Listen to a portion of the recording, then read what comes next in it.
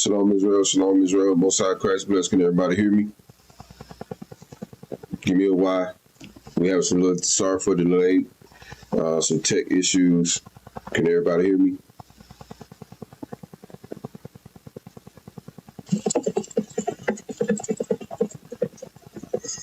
Shalom.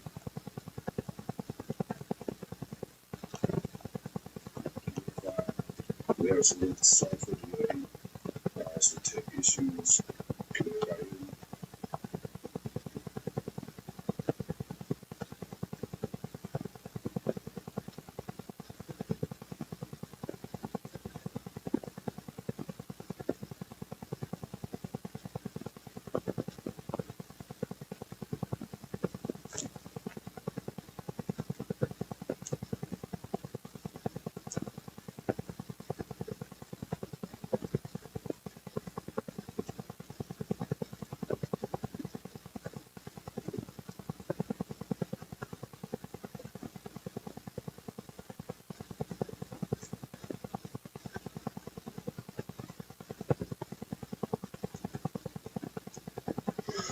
All right.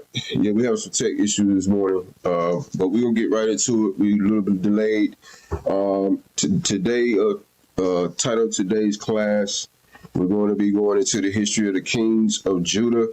All right, kings of Judah. Joash made king. The last time I taught, we was going over their wicked queen Athaliah and how she was trying to destroy the seed warrior. Okay, so we're going to do a quick recap on her, on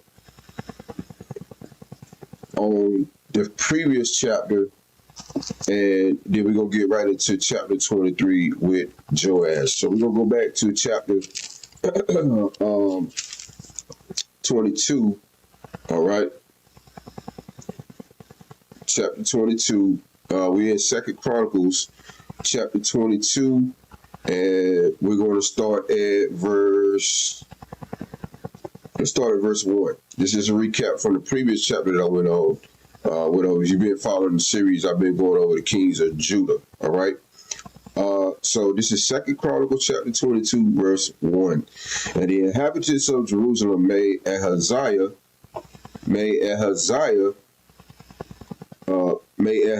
his youngest son king in his stead. And this is going into the previous king, which was Jehoash. Okay, if I ain't mistaken. Right, Jehoash.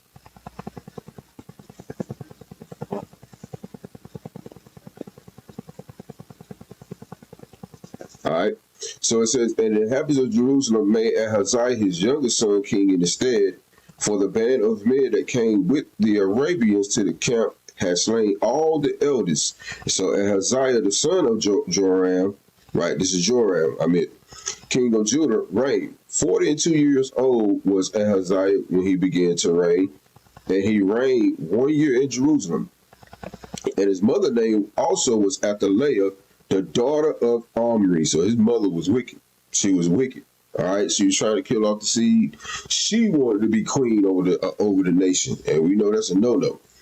Verse 3, he also walked in the ways of the house of Ahab. Ahab was the husband to Jezebel. Okay. Ahab was a wicked king. Okay. His wife, as we all know, Jezebel, was wicked. All right. And so, Ahaziah had an affinity with this house, with this family, right? So it said he also walked in the ways of the house of Ahab, for his mother was his counselor to do wickedly. Okay, his mother Athaliah was his counselor to do wickedly. Let's jump down to verse 10. Okay, well, let's jump down to verse 8. It says, and it came to pass that when Jehu was executed judgment upon the house of Ahab, okay, because Jehu was the one that was going to kill off the house of Ahab and Jezebel, okay, was executed judgment upon the house of Ahab and found the princes of Judah and the sons of his brother of Ahaziah that ministered to Ahaziah, he slew them. And he sought Ahaziah, and they caught him, for he was hid in Samaria, and was brought to Jehu. And when they had slain him, they buried him, because said they, he is the son of Jehoshaphat, who sought the Lord with all his heart. So the house of Ahaziah had no power to keep still the kingdom. But when Athaliah, the mother of Ahaziah, saw that her son was dead, she arose and destroyed all the seed royal of the house of Judah. Okay, so she seen her son got put to death. Now here she go trying to kill off all the seed royal. And now keep in mind now, this is the line of David. This is David's line right here. She's trying to kill off all the seed royal. Now she was really working with Satan. Satan was really dealing with her to want to do it. Okay, verse 11. But Jehoshaphat, the daughter of the king, took Joash, the son of Ahaziah, and stole him from among the king's sons that were slain, and put him and his nurse in a bedchamber. So you had the sister come and take Joash away. Last class I was giving the comparison of Shiphrah and Puah, how they, because you remember Pharaoh was trying to kill off all the boys. It happened with Christ. Herod tried to kill off all the boys. Okay, same thing here. She tried to kill off all the boys, all the seed royal. But the sister here took him away and hid him. Okay, it was the same thing with Moses. The sisters came, took Moses away and hid him. Same thing with Christ. The angel told Joseph, "Y'all go into Egypt." Same thing. It's a spirit with that. When the rise of a king, of a great leader, you know, they always try to kill him or take him out when he's a baby. You know what I'm saying? You got to think about it. So it says, but Jehoshaphat, the daughter of the king, took Joash, the son of Ahaziah, and stole him from among the king's sons that were slain, and put him and his nurse in a bedchamber. So Jehoshaphat, the daughter of the king Joram, the wife of Jehoiada, the priest, for she was the sister of Ahaziah, hid him from Athaliah, so that she slew him not. And he was with them hid in the house of God 6 years, and Athaliah reigned over the land. Okay, so during that time, Athaliah, that wicked woman, she trying to kill off all the boys. They took Joash, hid him for her, and during that time period, she was reigning over the land. Now, this is not to say that a woman can be queen over Israel. This right here was out of order. Okay, this right here was out of deceit and treachery. Okay, this was not a righteous setup. Okay, she wasn't supposed to be in that seat. So now this is a quick recap of what happened in chapter 22 of Chronicles dealing with Athaliah. Now we're gonna go into how Joash was raised up to be king by the sister hiding him. Okay, so here we go.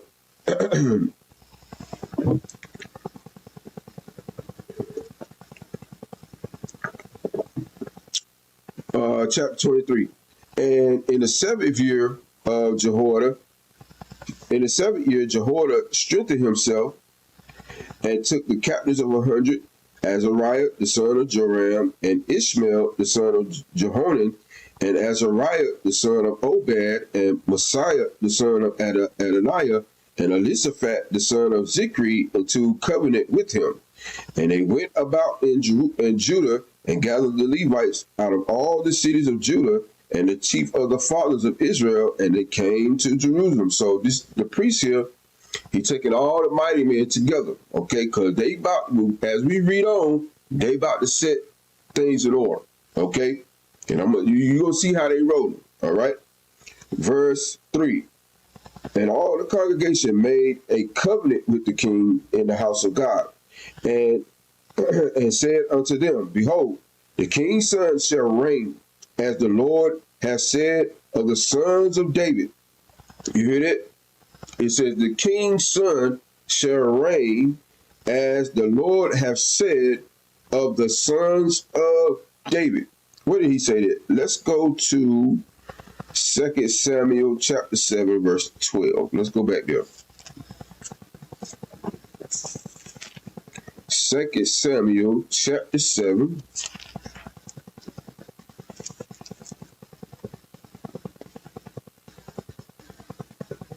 And verse 12. All right. It says, and when this is Nathan talking to David.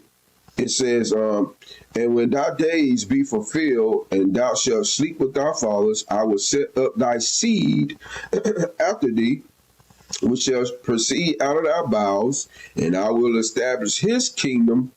Okay, and he shall build a house for my name, and I will establish the throne of his kingdom forever. That's going into Solomon, also going into Christ. All right. So we see it was already set up in 2 Samuel chapter 7. Nathan told David that your seed was going to be set up forever. You understand what I'm saying? So what she was trying to do, it was never going to prevail. Because it was already told David that his seed was going to last forever. So now, when we go back to 2 Chronicles 23 and verse 3 again, it says, and all the congregation made a covenant with the king in the house of God. And he said unto them, behold, the king's son shall reign. I mean, this line, David's line, was going to last forever. David's line is not going nowhere. Let me find something real quick. Something just came to my mind, popped in my mind. Let me see if I can find it. I think it's in Zechariah. That's what I'm looking for. Let me see if I can get it real quick. It just popped in my head. Yeah, David's line gonna last forever.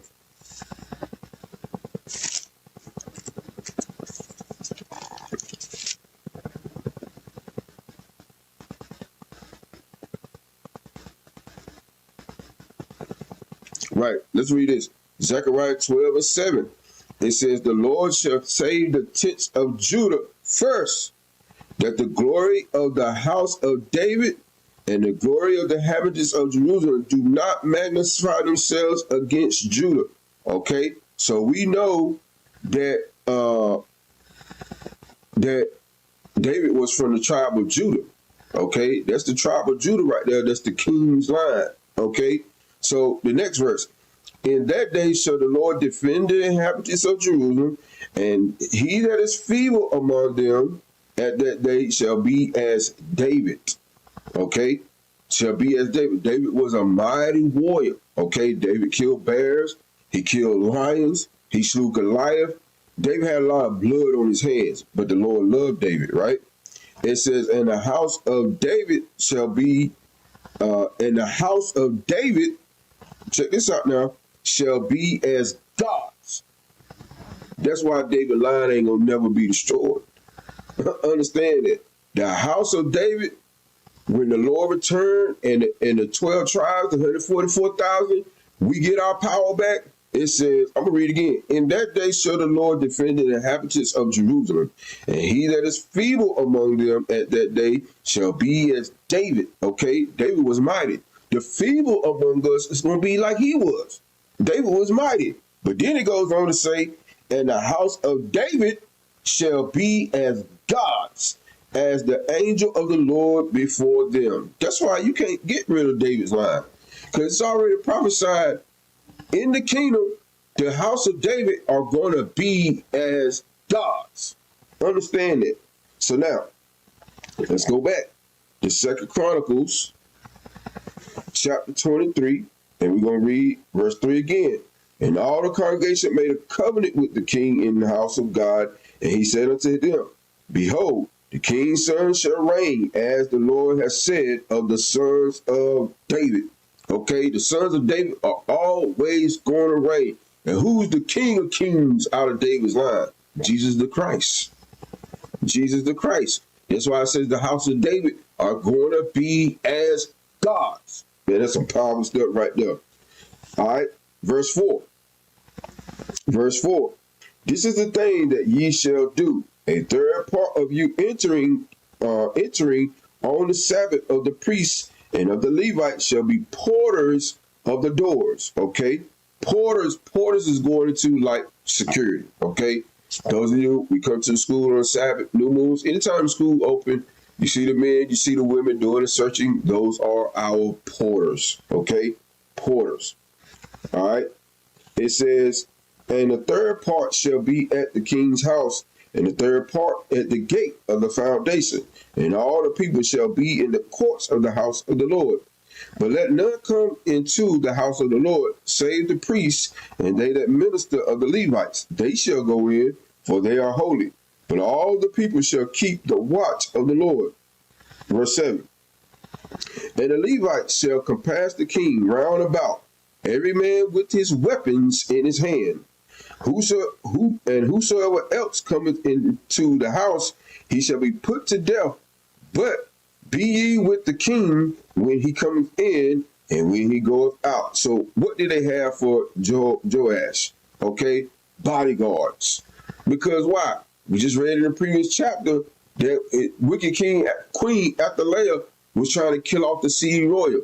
So now you have Jehoiada setting up bodyguards to make sure he stay protected.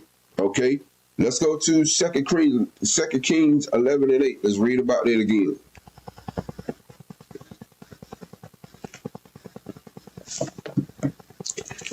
2 Kings 11 and verse 8. Verse 8. It says, and ye shall compass the king round about, every man with his weapon, okay, in his hand. And he that cometh within the range, let him be slain, and be with the king as he goeth out and as he cometh in. So the king had bodyguards. That's why, when people come in and they getting so offended, why y'all so, why y'all so militant? Why y'all, so aggressive? No, man, listen. We move it in the spirit of our forefathers. See, Christianity done dumbed the Bibles down so much and done made the prophets like they were some wusses. You know what I'm saying? The 12 tribes of Israel weren't no joke, okay? When things got out of order, listen, it got dealt with very harshly. Understand it. Especially during this time in the Old Testament. When things got out of order, it got dealt with harshly. The Lord didn't play. The men of the nation didn't play because why? They understood if we don't set things in order, the Lord will. The Lord will judge the whole entire nation. Okay? So you gotta have men in place that's gonna be about the Lord's business. And when it comes to judgment or dealing with the people, hey, we're gonna make sure that thing right.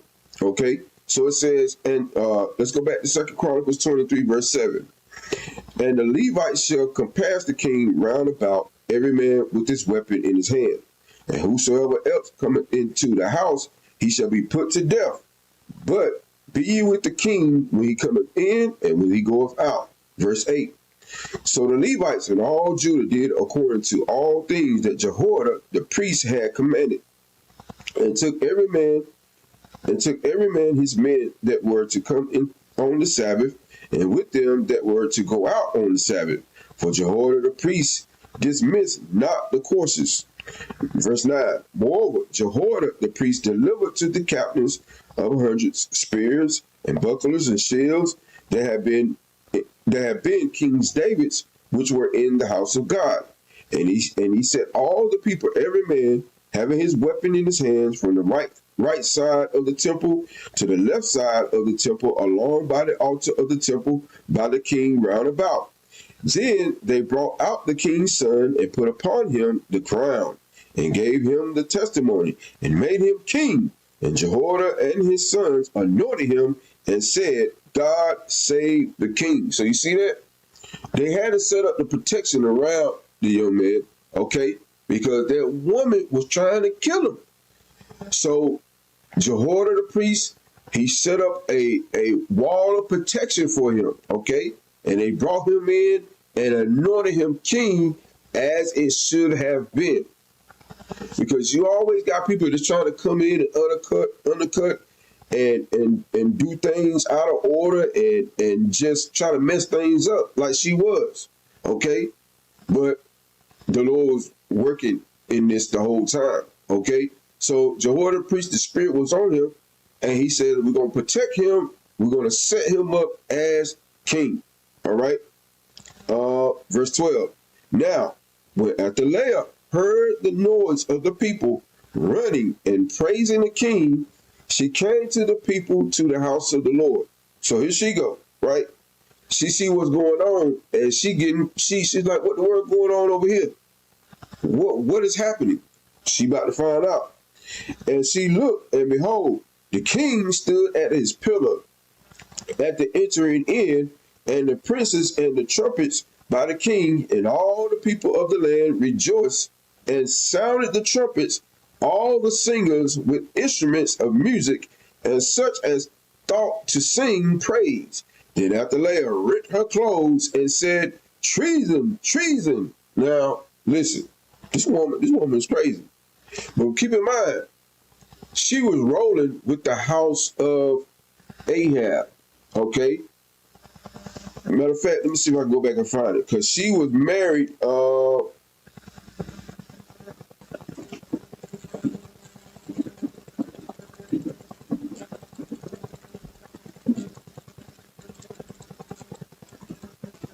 right. When you go back to chapter 22, verse 2, it says, 42 years old was Ahaziah when he began to reign, and he reigned 1 year in Jerusalem. His mother's name was Athaliah, okay, the daughter of Omri.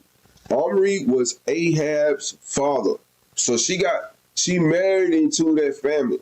So that spirit, that spirit of Jezebel was all on her. So now she come back and talk about some treason. Now, what was going on? Let's go to Numbers 27.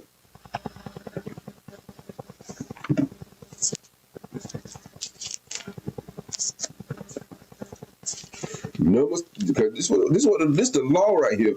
Never supposed to be a woman over the nation. It never supposed to be women in these Christian churches presiding or being pastoring over men. That's out of order. They ain't never supposed to be like that. Numbers 27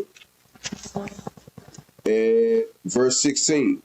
It says, let the Lord, the God of the spirits of all flesh, set a man over the congregation. Let me read again.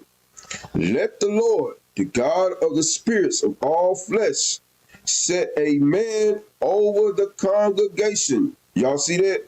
Men are to be set over the congregation, not you women. She talking about treason. Let's see what the role of a woman is. 1 Corinthians. Because sometimes sisters forget, and Christianity don't have a clue. They read it, but they don't want to apply it. Because they want these women to keep ruling in the churches. That's why it's jacked up now. 1 Corinthians chapter 14, let's start at verse 33. For God is not the author of confusion. You see that? Because when women are in charge, in most cases, when it's evil going on, it's going to be confusion going on. Okay? For God is not the author of confusion, but in peace, as in all the churches of the saints. Let your women keep silence in the churches, for it is not permitted unto them to speak, but they are commanded to be under obedience, as also saith the law. Okay? Because what was the woman's purpose? Let's go back to Genesis 3:16.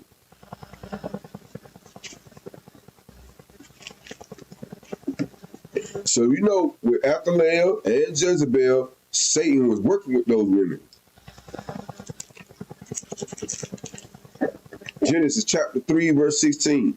Unto the woman he said, I will greatly multiply thy sorrow, and in thy conception, and in sorrow thou shalt bring forth children, and thy desire shall be to thy husband, and he shall rule over thee. So now, when we go back to 1 Corinthians 14 and 34, let your women keep silence in the churches, for it is not permitted unto them to speak, but they are commanded to be under obedience, as also saith the law. Genesis 3:16.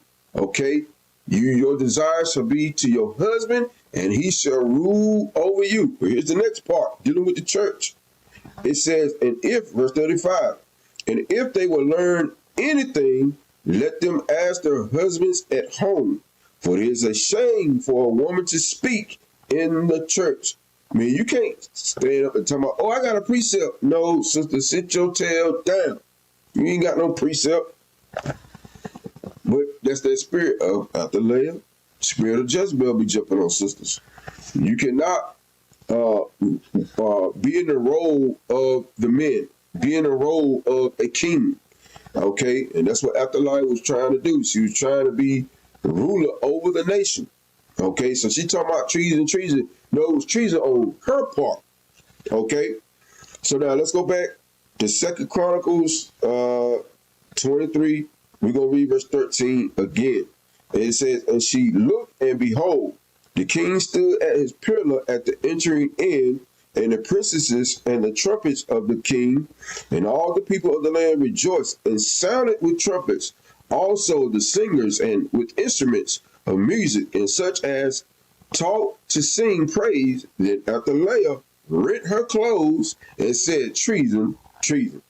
Okay, verse 14. Then Jehoiada the priest brought out the captains of the hundreds that were set over the hosts, and said unto them, have her forth of the ranges, and whoso followeth her, let him be slain with the sword. You see that? So Jehoiada said, go get her. And whoever is following this wicked woman, slay them with the sword. Right?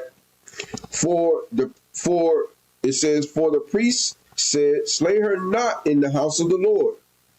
So they laid hands on her, and when she was come to the entering of the horse gate by the king's house, they slew her there. So, but then it says, going back up, it says, have her forth of the ranges, and whoso follow her, let him be slain with the sword. That's why when you go to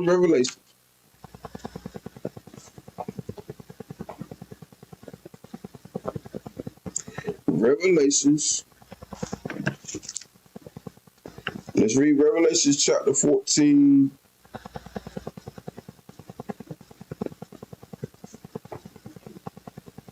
And verse 4. This is the 144,000. This is why, brothers, we gotta be mindful. Don't be following no woman, okay? And under your white skirt all the time. Revelations 14 and 4. It said, these are they which were not defiled with women. Them brothers that was following Athaliah, that's why Jehoiada said, bring them forth, kill them too. Right? Because they were defiled by her. It says, these are they which were not defiled with women, for they are virgins. These are they which follow the Lamb whatsoever he goeth. These were redeemed from among men, being the first fruits of God and to the Lamb. Okay? This is 144,000.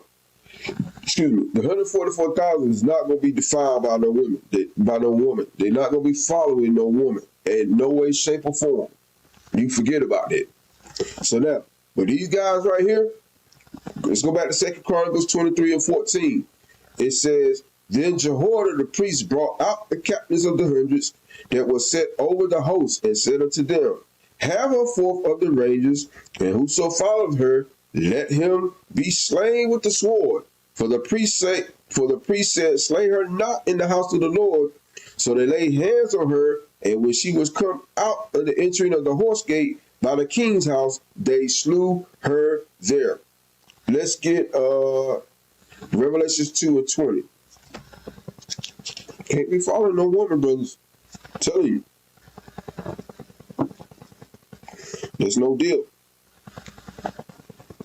Revelation 2, verse 20.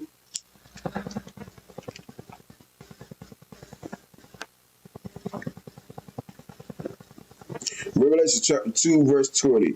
It says, notwithstanding, I have a few things against thee, because thou sufferest that woman Jezebel, which calleth herself a prophetess. You see that? If I say, Athaliah was rolling in that same spirit, you sisters got to be mindful. Because Satan, he stands very close to you, waiting for you to jump out the spirit.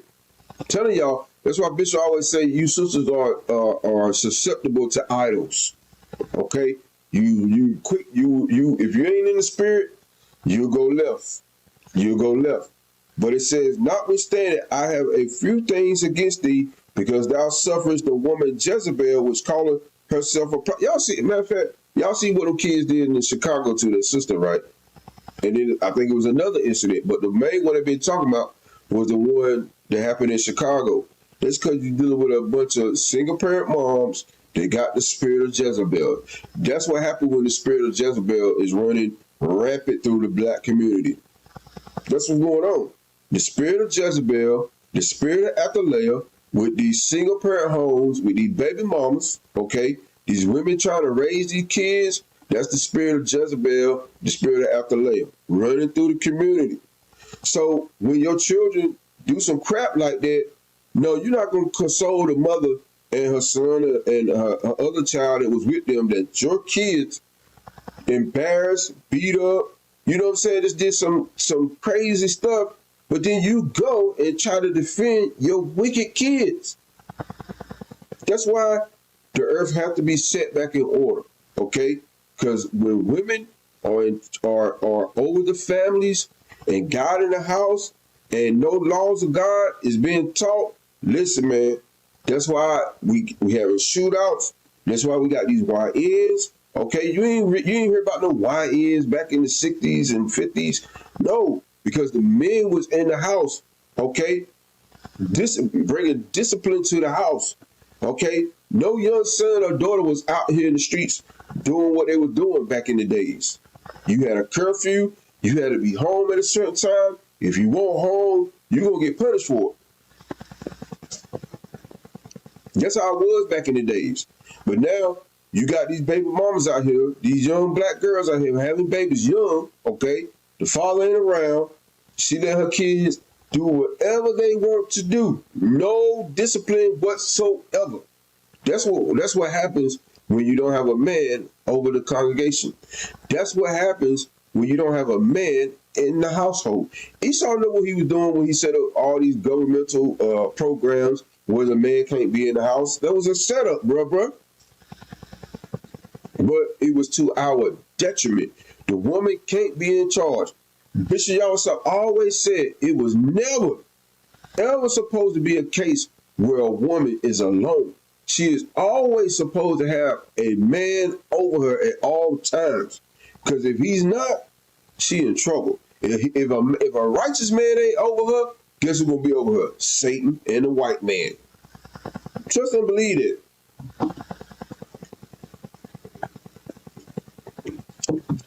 Now, let's go back to Revelation. I just went over it. Sorry. Revelation chapter 20, Revelation chapter 2, verse 20. Notwithstanding, I have a few things against thee, because thou sufferest that woman Jezebel, which calleth herself a prophetess, to teach and to seduce my servants to commit fornication and to eat things sacrificed unto idols. Y'all see that? So we gotta be careful not to be following that spirit of Jezebel, because it'll have you going off. Let's go back.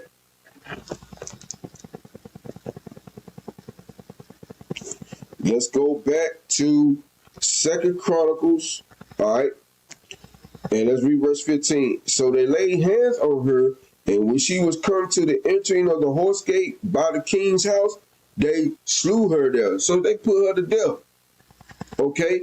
She out there trying to kill off David's line. Do y'all understand what she was trying to do? Jehoiada said, dawg, she got to go. If anybody follow her, got to go. All right? Verse 16. And Jehoiada made a covenant between him and between all the people and between the king, and that they should be the Lord's people. Let me read it again.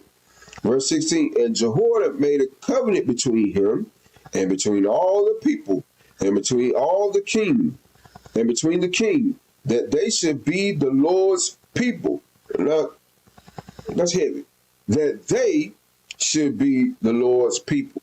Who's the Lord's people? The Israelites. That's why Christianity is so stupid. Everybody is not the Lord's people. Everybody is not the Lord's children. Esau ain't the Lord's children.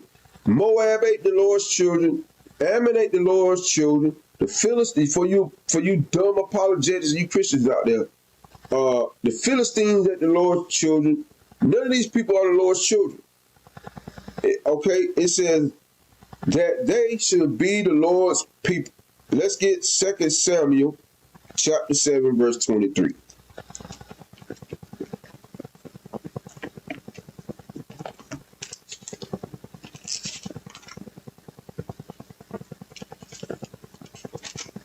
Second Samuel chapter 7 and verse 23. And it says, and what one nation in the earth is like thy people? See, that's what I'm saying. You see this? Just listen to it, y'all. 2 Samuel chapter 7, verse 23. It says, and what one nation in the earth is like thy people? Even like Israel. So that right there telling you right there alone. The Lord ain't for all people. He tell it right here in Samuel. He said, what one nation of people is like the Israelites? None. Nobody. Right?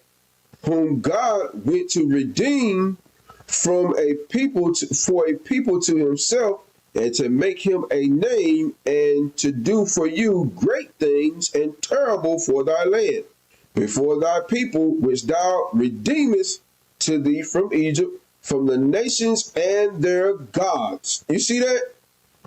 The Lord only is for the Israelites. He only coming to, just like he redeemed us out of the hand of the Egyptians, when he come back again, he's going to redeem the Israelites, the 12 tribes that is, from modern day Egypt, aka Babylon, America, United States. Okay? Same thing gonna happen again. It's gonna be a rerun, but it's gonna be on a whole nother level. Trust and believe. So it says, verse 24, for thou hast confirmed to thyself thy people Israel. I'm gonna read it again. For thou hast confirmed to thyself thy people Israel to be a people unto thee forever. All nations ain't in that. All nations ain't in that right there. I don't know how people is trying to teach now that everybody gonna get a piece of the kingdom outside of the Israelites. That ain't what the Bible teach. I'm gonna read verse 24 again. It says, for thou hast confirmed to thyself thy people Israel to be a people unto thee forever, and thou, Lord, art become their God. So you can't get everybody in there. Everybody's not in that. Okay? The covenants, the promises, everything. Let's go to Romans 9. Romans 9. Romans 9 is the backbone of the Bible to let you know what's going on with who salvation is for, who the covenant is for, who the kingdom is for. Don't belong to nobody else.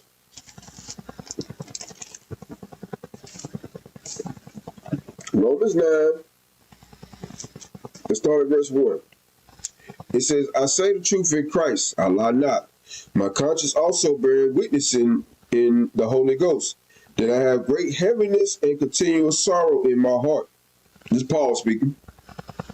For I wish that myself were accursed from Christ, for my brethren, my kinsmen according to the flesh, who are Israelites, to whom pertaineth the adoption, meaning Christ died on the cross, we being adopted back to the Father, and the glory, and the covenants. Okay, that's the old covenant was given to the Israelites. The new covenant is given to the Israelites. And the giving of the law. The old law under Moses was given to the Israelites. The law and the faith in Christ was given to the Israelites. And the giving of the law and the service of God and the promises. You see that? Everything belongs to the Israelites when it comes to this Bible. All the covenants, all the promises, all the glory, the kingdom only belong to the 12 tribes of Israel. That's it. That's why Christ said, Matthew 15:24,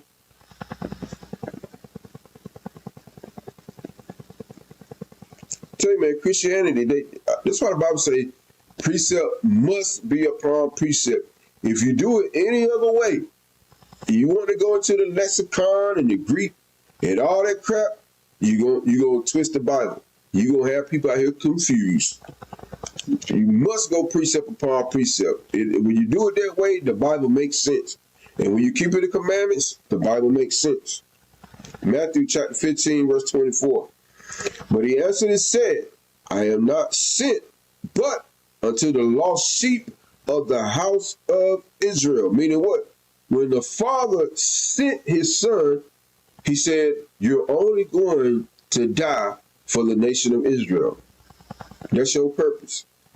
Only go to die and save the nation of Israel. That's it. So let's go back. 2 Chronicles.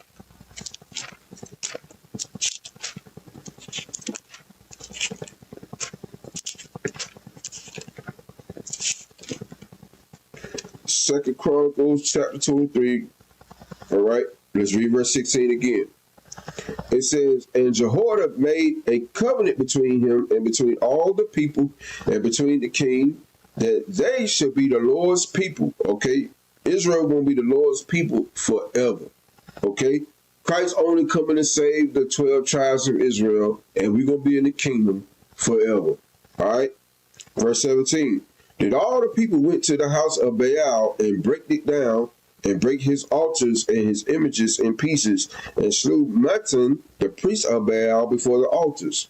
Also Jehoiada appointed the office of the house of the Lord by the hand of the priests, the Levites, whom David had distributed in the house of the Lord, to offer burnt offerings of the Lord, as it is written in the law of Moses, with rejoicing and with singing, as it was ordained by David. And he set porters at the gates of the house of the Lord, that none which was unclean in anything should enter in. Okay, that's, like I said, the porters are security. Okay, they were set up to not let anything that is unclean enter in. So that's what we do at the school. I know a lot of people sometimes get offended about security. But we don't want another Dylan Roof situation happening. Okay? I know of instances right now where folks are walking inside a Christian church with weapons on them and nobody's searching them. Nobody. Okay? But right here, he said, porters at the gate, that nothing that was unclean should enter in. Let's get dealing with the porters. Let's go to 2 Chronicles 35 and 15. Get some more on that.